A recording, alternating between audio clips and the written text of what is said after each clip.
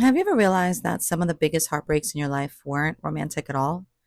They were the people who simply disappeared without an explanation.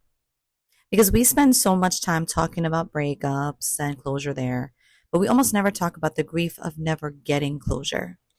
And lately I've been thinking about closure a lot. Not just the closure we would never receive, but the closure we may never realize we didn't give someone else. So, story time. When I was a kid, I had this boy who was my very best friend and my first boyfriend.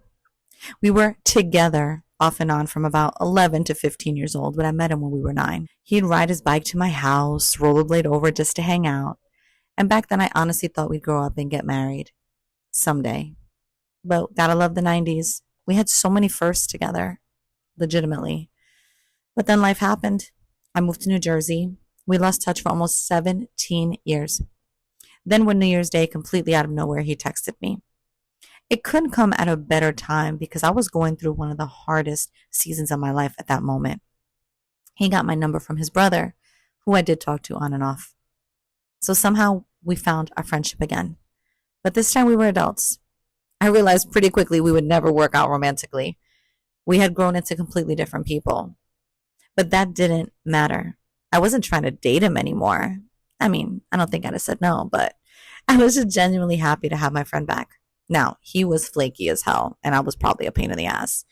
I'd invite him to birthdays, dinners, parties. He'd tell me he was coming, and then he'd disappear completely, every single time. When I started dating my ex husband, he acted a little different. Not angry, really, just different. When I got engaged, he wasn't exactly excited about it either. And maybe he had a feeling I didn't know. And because he'd stood me up so many times over the years, I didn't invite him to the wedding. Maybe I should have. But honestly, I didn't think he'd come. 2 days after I got married, he just happened to text me. I told him we had gotten married. And that, my friends, was the last conversation we've ever had. That was almost 7 years ago. I've never changed my phone number. I've checked in with his mom over the years, and she always tells me he's okay or he's dating somebody.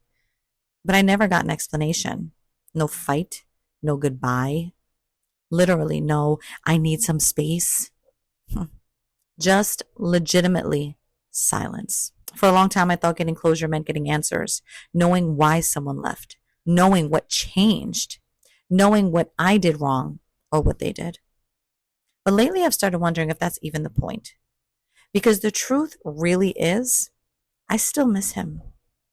Not because I wanted to be with him, although, again, I don't know that I'd said no, but because I think we weren't supposed to end up together. But I miss my friend. I'm human. And maybe that's okay. Maybe not every person we're meant to love is meant to stay forever. Maybe sometimes people are simply chapters that shape who we are and who we are to become. And here's the part I've been thinking about the most, weirdly enough. How many people have I wished had given me closure, while never realizing that somewhere along the way, I probably didn't give closure to someone else? Maybe I stopped calling. Maybe life got busy. Shit, maybe I assumed they understood. Maybe I never explained why I disappeared from their story. We always remember the people who left us with questions, but we rarely stop to wonder if we've ever been that for somebody else. So maybe closure isn't always something another person gives you. Maybe it's legitimately something you have to create through grace. Grace for the people who left, grace for yourself, and grace for the possibility that we're all just imperfect humans doing the best we can, sometimes leaving chapters unfinished without ever meaning to. Now, I don't know if I'll ever know why my friend disappeared from my life. He's not even on social media, and I wish he was. And honestly, I may never get that answer. But I hope wherever he is, he's happy. And if somehow the story ever finds him, I hope he knows I've never been angry. I've just missed my friend. And maybe that's what closure really is. See, not finally getting the answer you've been waiting for, but finding enough peace to stop waiting for it. I miss you, RD.